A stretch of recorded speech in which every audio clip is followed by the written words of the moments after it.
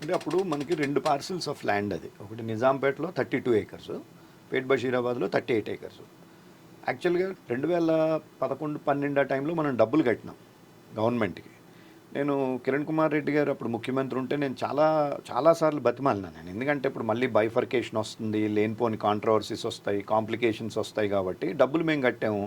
Supreme court కూడా ఏమంది, మీరు గవర్నమెంట్ చూసుకోండి వీళ్ళు అంటే, మనం వచ్చాము డబ్బులు కట్టించుకున్నారు వాళ్ళు. డబ్బులు కట్టించేసుకున్న తర్వాత మనకి ల్యాండ్ ట్రాన్స్ఫర్ చేయకుండే కిరణ్ కుమార్ రెడ్డి గవర్నమెంట్లో కూడా. సో ఆయన కూడా పట్టించుకోలేదు, అయిపోయింది. ఈ గవర్నమెంట్ మారడం మధ్యలో, గవర్నమెంట్ వచ్చిన కొత్తలో ఏం చేశారంటే అసలు మొత్తం అన్నీ రద్దు చేసేసి అందరికీ కలిపి ఒక 100 ఎకరాలు ఇస్తాం, 200 ఎకరాలు ఇస్తాం అని చెప్పి కూడా ఒక ఎఫర్ట్ జరిగింది. సో అన్ని యూనియన్స్ని కలిపి ముఖ్యమంత్రి గారు అప్పుడు కేసీఆర్ గారు ఇలా చేయడం జరిగినప్పుడు కూడా నా వరకు ప్రపోజల్ వచ్చినప్పుడు మనం క్లియర్ స్టాండ్ ఏం తీసుకున్నాం అంటే, కేసు సుప్రీంకోర్టులో ఉంది, అది తేలకుండా మనం ఇప్పుడు నాకు కొంతమంది నాయకులు కూడా సజెస్ట్ చేశారు, మీరు జీవో రిలింక్విష్ చేసేస్తూ మీరు గవర్నమెంట్కి లెటర్ ఇస్తే అందరినీ కల్పిస్తారట అని చెప్పని. అప్పుడు ఏదో సామెత చెప్పినట్టు మనం ఇది వదులుకుని అది వదులుకోని అదేంటి అన్నది పరిస్థితి ఉండదు కాబట్టి నేను అందుకే క్లియర్గా ఒక రెజల్యూషన్ కూడా ఆయన పరిష్కరిస్తారన్నందుకు కృతజ్ఞతలు చెప్తూనే, కోర్టులో ఉన్నది కాబట్టి ఎట్టి పరిస్థితుల్లోనూ మనం కోర్టు తేలిదాకా మనం ఏమీ చేయలేని పరిస్థితి కాబట్టి సొసైటీ కోర్టుకి వెళ్ళింది, కోర్టు నిర్ణయం తీసుకోవాలి కాబట్టి కోర్టు నిర్ణయం తీసుకునేదాకా ఏ విధమైనటువంటి స్టెప్ దీని మీద ఆ ప్రపోజల్ మీద ఏమని చెప్పి కూడా ఒక సేఫ్టీ మెజర్ కింద తీసుకోవడం జరిగింది. సరే, సుప్రీంకోర్టు తీర్పు వచ్చిన తర్వాత, తీర్పుకు ముందు మనకి 2017లో అనుకుంటాను మళ్ళా కోర్టుకి వెళ్ళాం మేము ఇట్లా డబ్బులు కట్టేసాము మాకు ఇవ్వట్లేదు అని చెప్తే కోర్టు ఏమందంటే గవర్నమెంట్ని ఇవ్వమని చెప్పారు. గవర్నమెంట్ ఇవ్వచ్చు అని చెప్పారు అనమాట. అంటే మనకు ఆ ఆర్డర్కి తర్వాత వచ్చిన ఆర్డర్కి డిఫరెన్స్ అదే అనమాట. So government is at Liberty అంటే మేము అక్కడ దాన్ని మనం అదొక మనకున్న అంటే కొంత పరిచయాలతోటి, అధికారులతోటి పరిచయాలు ఇవన్నిటితో అంటే ఈజ్ ఎట్ లిబర్టీ అన్న ఇది కాకుండా మనం సుప్రీంకోర్టు ఇవ్వమన్నారు డైరెక్షన్ అన్నట్టుగానే మనం ఫైల్ మూవ్ చేసినారు. ఫైల్ మూవ్ చేసినప్పుడు 70 ఎకరాల్లో 32 ఏకర్స్ వరకునేమో క్లియర్ ఉన్నది, అందులో 1 ఎకరం ఏదో డిస్ప్యూట్ ఉన్నది. బట్ 38 ఏకర్స్లో కోర్టు ఆర్డర్స్ ఉన్నాయి కాబట్టి లిటిగేషన్ ఉందని అన్నారు. అన్నప్పుడు నాకు అప్పట్లో ఉండి రెవెన్యూ సీనియర్ అధికారి ఏంటంటే, మీరు ఆ 38 మళ్ళీ కోర్టులో రిజాల్వ్ చేసుకుని మీరు వచ్చి ఇవన్నీ టైం పడుతుంది కాబట్టి ముందు మీకు 32 తీసేసుకోండి, మీరు 38 కోసం మీరు ఎట్లాగా యూ కెన్ కీప్ ఆన్ అంటే ఈ లోపల మెయిన్ కేసు కూడా తేలుతుంది కూడా అని చెప్పి ఆయన మన సొసైటీ మంచిని దృష్టిలో పెట్టుకుని ఆయన చెప్పారు. మనం కూడా వెంటనే దానికి ఒప్పుకున్నాం, 32 తీసేసుకున్నాం. 38కి వచ్చేటప్పటికి లీగల్ ఒపీనియన్కి పంపించారు. లీగల్ ఒపీనియన్ ఉంటే కూడా అప్పుడు లీగల్ ఒపీనియన్లో కూడా కొంత మనకి ఫేవరబుల్గా రావడం కూడా జరిగింది. ఈ లీగల్ ఒపీనియన్కి వెళ్ళి ఈ ప్రాసెస్లో ఏంటంటే ముఖ్యమంత్రి గారు తన నిర్ణయాన్ని మళ్ళీ మార్చుకున్నారు. అంటే మార్చుకోవడం అంటే మెయిన్ కేసు తేలనీయండి అప్పుడు చూస్తానన్నారు. ఆ మెయిన్ కేసు తేలనీయండి అన్నది ఒక 5 సంవత్సరాల దాకా గడిచిపోయింది. 22కి వచ్చేటప్పటికి రమణ గారు రిటైర్ అవ్వడానికి కొద్ది రోజుల ముందులో మనము గవర్నమెంట్ నుంచి కూడా ఒక ఎఫిడవిట్ వేయాల్సి ఉండే అనమాట. ఇది ఒక వన్ టైం బెనిఫిట్ కింద మీరు ట్రీట్ చేయండి, ఈ సొసైటీస్ని క్లియర్ చేయండి అన్న ఒక అఫిడవిట్ని వేసినప్పుడు అది మనకి స్ట్రెంగ్త్ని ఇస్తుంది కదా కేసుకి అని చెప్పినప్పుడు అఫిడవిట్ కూడా మనం అప్పుడు వినోద్ గారు హెల్ప్ చేసి ఉండే మనకి తొందరగా అఫిడవిట్ చేయించడం. ఎందుకంటే మళ్ళీ అయినా రిటైర్ అయితే మళ్ళీ బెంచ్ మారుతుంది అన్న ఉద్దేశంతో దెన్ సక్సీడ్ అయినాం మనం. ఆ సక్సీడ్ అవ్వడం ఏంటంటే వాళ్ళు ల్యాండ్ వీళ్ళకి ఇచ్చేయడమే కాకుండా 38 ఏకర్స్ మిగతా సొసైటీకి ఎవరికీ లేని ప్రొవిజన్ ఏంటంటే మనకి ఇల్లు కూడా కట్టుకోమని చెప్పారు. లేఅవుట్ వాళ్ళకేమో లేఅవుట్ డెవలప్ చేసి దాకా ఇచ్చారు అవకాశం, మనకి లేఅవుట్ డెవలప్ చేయడం, ఇల్లు కూడా కట్టుకోమని చెప్పారు. అంటే ఇండివిజువల్ మెంబర్స్కి కూడా ఇంట్రెస్ట్ క్రియేట్ అయిపోతుంది. సో ఆ ఇంట్రెస్ట్ క్రియేట్ అవుతుంది కదా అనుకున్నాం, మనం ఆ ఆర్డర్ తీసుకున్న తర్వాత గవర్నమెంట్కి మనం రిప్రజెంటేషన్ ఇవ్వడం జరిగింది. ఎందుకంటే ఇక్కడ కూడా నేను ఒకటి క్లారిఫై చేయాల్సింది ఏంటంటే, గతంలోనే మనం పెట్టిన ప్రపోజల్ ఫైల్ ఉంది కాబట్టి కొద్ది రోజులు మనం ఆ రిప్రజెంటేషన్ విషయంలో అది కూడా ఆగడం జరిగింది. బట్ తర్వాత సబ్సిక్వెంట్గా మళ్ళీ చీఫ్ సెక్రటరీ గారు మాకు మళ్ళీ వేరే రిప్రజెంటేషన్ ఇమ్మంటే ఆ రిప్రజెంటేషన్ కూడా ఇచ్చినాం, మనం కలెక్టర్కి ఇచ్చినాం, అందరికీ చేసినాం. బట్ ఇక్కడ ఏంటంటే ఒకటి కొంతమందికి పాపం ఏంటంటే కిందకి వెళ్ళినప్పుడు ఇప్పుడు ఎంఆర్ఓ మేము ఇచ్చేయడానికి రెడీగా ఉన్నాము అంటే, ఒక ముఖ్యమంత్రి దగ్గర డెసిషన్ పెండింగ్ ఉన్నప్పుడు ఒక ఎంఆర్ఓ ఇవ్వడం అన్నది జరగదు. అడ్మినిస్ట్రేటివ్ సిస్టమ్ పొలిటికల్ డెసిషన్ అది కూడా ఒక హైయెస్ట్ లెవెల్. ముఖ్యమంత్రి దగ్గర విషయం పెండింగ్లో ఉన్నప్పుడు ఎంఆర్ఓ కాదు కదా, అక్కడికి రెవెన్యూ మినిస్టర్ కూడా చీఫ్ సెక్రటరీ కూడా దాని మీద యాక్ట్ చేయరు. That is a fact. అది మరి ఎందుకో తెలీదు. ఆయన ఎప్పుడు అసలు మాకు అసలు కలిసివరే కాదు. జర్నలిస్టులకు ఇవ్వడానికి బాగా సిద్ధంగా ఉన్నాను ప్రచారాన్ని. యాక్షన్ దగ్గరకు వచ్చే వరకు అసలు జర్నలిస్టులను ఇట్లా దగ్గర కూడా రానియాలి.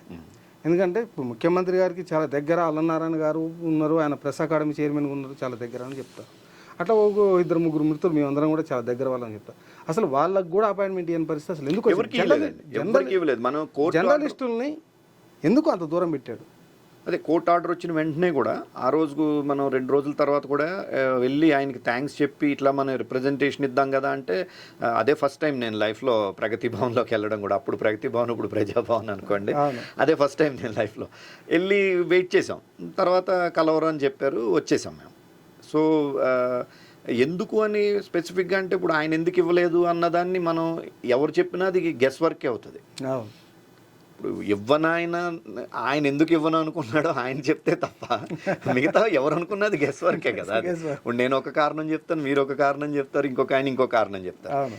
అయితే ఇక్కడ ఒక సమస్య ఎక్కడ వచ్చిందంటే, ఈ ఏ సొసైటీలోనూ సభ్యులు కాకుండా, అంటే మన తర్వాత జనరేషన్ అనుకుందాం, మనం జర్నలిజంలోకి వచ్చిన వాళ్ళు మేము కూడా ఇప్పుడు 15 ఏళ్ళు అయింది కదా, 20 ఏళ్ళు అయింది కదా అని చెప్పని వాళ్ళు మరి మా సంగతి ఏంటని చెప్పడం, అది కొంత కారణమైంది. అది వాళ్ళ మా సంగతి ఏంటని చెప్పి గవర్నమెంట్ని అడిగినప్పుడు గవర్నమెంట్ వాళ్ళ సంగతి ఏంటి మన సంగతి ఏంటి అన్నది ఒక ఎక్సర్సైజ్ చేసి ఉండాల్సింది. అది చాలా కాలం జరగల. ఇక మేము అలా కంటిన్యూస్గా చేస్తుంటేనే ఈ అల్లనారాయణ గారి ఆధ్వర్యంలో ఒక కమిటీ వేస్తారు. వాళ్ళు అన్నిటిని కూలంకషంగా చర్చించి అందరితోనూ అన్ని స్టేక్ హోల్డర్స్ని చర్చించి చేస్తారని చెప్పి ఒక ఎక్సర్సైజ్ మొదలుపెట్టారు. అప్పుడు కూడా మన దగ్గర ఉన్న ఆప్షన్ ఏంటంటే, ఒక మంత్రి కేటీఆర్ గారు, అంటే కేసీఆర్ గారి son, is a powerful minister, number 2 అనుకోవచ్చు మనం గవర్నమెంట్లో. ఆయన ఒక ప్రపోజల్ పెట్టారు. అల్లం నారాయణ గారు అన్నట్టు ఆయన మొత్తం సమస్యను పరిష్కరించడానికి అన్ని చర్యలు తీసుకుంటాడు ఆయన, మీరందరితోనూ చర్చలు జరుగుతారన్నప్పుడు మనకున్న ఆప్షన్స్ 2. చర్చలు లేవు, ఏమీ లేవు, మాకు ఇవ్వాల్సిన 38 మాకు ఇవ్వాల్సిందే, సుప్రీంకోర్టు ఆర్డర్ ఉంది అని చెప్పి బయటకు వచ్చేయడం. ఆ చర్చల్లో ఆయన ఏదైతే చెప్పారో ఆ ప్రాసెస్లో భాగం వెళ్ళి మనది ఎంత జెన్యూన్ కేసు, మనకి ఎంత ఫేవరబుల్గా రావాలని చెప్పి మనం దాన్ని అనుగుణంగా మనకి మలుచుకోవడం అన్నది 2వ ఆప్షన్. సో నేను దానికి సంబంధించి మనం చాలామంది సొసైటీ పెట్టినప్పటి నుంచి కూడా ఒక 50-60 మంది రెగ్యులర్గా మనం ఇంటరాక్ట్ అవుతూ ఉండేవాళ్ళం అనమాట. సో అది అప్పట్లో ఆ రోజు నుంచి కూడా అది కంటిన్యూ అయింది. వాళ్ళందరితో కూడా డిస్కస్ చేసిన తర్వాత సరే మనం ఆ ప్రాసెస్లోకి వెళ్ళాల్సిందే. ఇప్పుడు మనం వెళ్ళలేదు అంటే ఎదుగో మీరు రాలేదు కాబట్టి ఇంక మేమేం చేయలేదు అంటారు. గవర్నమెంట్ ఏ ప్రాసెస్ పెడితే ఆ ప్రాసెస్లోకి వెళ్ళినప్పుడు కూడా మొట్టమొదటి క్వశ్చన్ నన్ను ఆయన అడిగింది ఏంటంటే, మీకు ప్లాట్లు కావాలంటున్నారు, మీరు స్థలాలు కావాలంటున్నారు, వాళ్ళకి ఫ్లాట్లు ఇవ్వండి అంటున్నారు, ఎంతవరకు న్యాయం అన్నారు. అయితే నేను దానికి ఒక రీజన్ చెప్తానండి, దాన్ని మీరు కన్విన్స్ అయ్యండి మీరు, లేదా మీ ఇష్టం మీరు. బట్ దానికి ఏంటంటే, మేము 2008లో అప్పటి మార్కెట్ రేట్లో అప్పుడు 2 లక్షల రూపాయలు వసూలు చేయడమే మనం పెద్ద కష్టం అనుకుంటే, పాపం పుస్తలు పెట్టి ఇట్లా చేసి అట్లా చేసి కొంతమంది తాకట్టు పెట్టి బంగారం లోన్లు తెచ్చి కట్టిన వాళ్ళు ఉన్నారు. 14 ఏళ్ళ నుంచి వెయిట్ చేస్తున్నారు. ఒకటి. రెండోది ఏంటి, వీళ్ళ డిమాండ్ ఏంటి, మాకు కూడా ఆ 70 ఎకరాల్లోనే ఇవ్వాలి అన్నది. సో వాళ్ళు ఈ 70 ఎకరాల్లో రావడానికి సిద్ధపడ్డారు అంటే వాళ్ళు ఖచ్చితంగా ఫ్లాట్స్కి సిద్ధపడినట్టే అంతే. సో ఫ్లాట్స్ అన్నప్పుడు ఆ 38 ఏకర్స్లోనే ఎందుకు, గవర్నమెంట్ ఇంకొక చోట వెతకండి. మీకు 25-30 ఎకరాల్లో 40 ఎకరాల్లో సరిపోతుంది. ఇప్పుడు హై రైజ్ బిల్డింగ్స్ వచ్చినాయి కాబట్టి. మేము సిద్ధంగా లేం కదా. మేము సిద్ధంగా లేనప్పుడు మాకు ఇచ్చేసేయండి, వాళ్ళకి ఏంటి అన్నప్పుడు ఆయన కూడా కన్విన్స్ అయ్యారు ఆయన. రెండోది ఏంటంటే, మనం క్లియర్గా చెప్పినాం, మేము థర్డ్ పార్టీ ఇంట్రెస్ట్ క్రియేట్ చేయొద్దని ఉంది.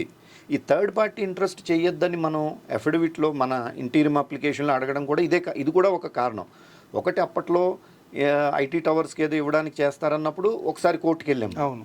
ఈ ఆగస్టు 22కి ముందే, ఐ థింక్ 1 year బిఫోర్ అనుకుంటాను, అప్పటికి రమణ గారు చీఫ్ జస్టిస్ అయి ఉన్నారు. అప్పుడు కూడా ఇలాగే వచ్చింది, ఏదో ఐటీ టవర్స్ కోసం సర్వేలు చేశారని వచ్చింది. నేను వెంటనే కలెక్టర్కి, రెవెన్యూ ప్రిన్సిపల్ సెక్రటరీకి అందరికీ మనం నోటీస్ అంటే అందరికీ మనం లెటర్స్ రాసినాం. మీరు ఇది చేస్తే వైలేషన్ అవుతుంది, there is a clear order that land మాకు ఇట్ బిలాంగ్స్ టు అస్, మాకు ఇమ్మని అన్నారు, మీరు ఇవ్వట్లేదు, దానికి తోడు వేరే వాళ్ళకి ఇస్తాను అంటే కానీ కుదరదు అన్నప్పుడు మనం వీళ్ళకి ఇవ్వడమే కాకుండా కోర్టులో కూడా కేసు వేసినాం. ఇంటీరియం అప్లికేషన్ వచ్చినప్పుడు గవర్నమెంట్ ఏం చెప్పిందంటే అండర్టేకింగ్ ఇచ్చింది, మేము ఈ ల్యాండ్ని వేరే దాంట్లో మేము వేరే దానికి దేనికి మేము ముట్టుకోవట్లేదు ఇది అని చెప్తే అప్పుడు ఆయన ఏం చేశారంటే వాళ్ళ అండర్టేకింగ్ని రికార్డ్ చేస్తూ జడ్జిమెంట్ కూడా ఆయన ఆర్డర్ పాస్ చేయడం జరిగింది సుప్రీంకోర్టులోనే రమణ గారి దగ్గర బెంచ్కే వచ్చింది కూడా ఇది కేసు ఆయన దగ్గర ఉండే అప్పుడు ఆయన స్పష్టంగా ఇలాగ గవర్నమెంట్ వేరే దేనికి ఇవ్వమని చెప్తున్నారు కాబట్టి నేను అది రికార్డ్ చేస్తున్నానని చెప్పి ఆయన ఇవ్వడం జరిగింది. సో దానికి అదనంగా మళ్ళీ ఇంకా ఎడిషనల్ సెక్యూరిటీ ఫీచర్ కింద మనం ఆగస్ట్ 2022 25th ఆగస్ట్లో వచ్చిన ఆర్డర్లో థర్డ్ పార్టీ ఇంట్రెస్ట్ క్రియేట్ ఉండకూడదు అన్నది కూడా క్లియర్గా చెప్పిన that third party interest includes even any other journalist society also.